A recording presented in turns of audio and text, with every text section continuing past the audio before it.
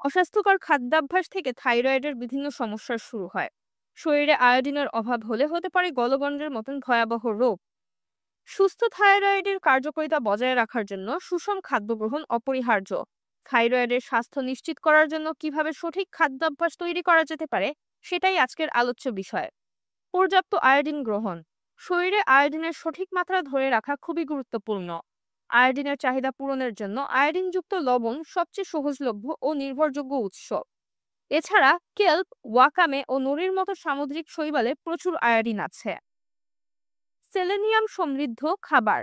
T4 কে সক্রিয় T3 হরমোনে রূপান্তর করতে সহায়তা করে সেলেনিয়াম এবং থাইরয়েডের জন্য অ্যান্টিঅক্সিডেন্ট সুরক্ষা প্রদান করে। সেলেনিয়াম খুব বেশি পরিমাণে প্রয়োজন না হলেও এর ভূমিকা অনস্বীকার্য।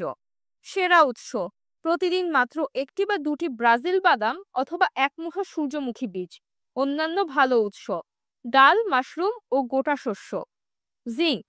থাইরয়েড হরমোন উৎপাদন ও রূপান্তরে সাহায্য করে জিঙ্ক, তাই সঠিক মাত্রায় জিঙ্ক গ্রহণ খুবই গুরুত্বপূর্ণ।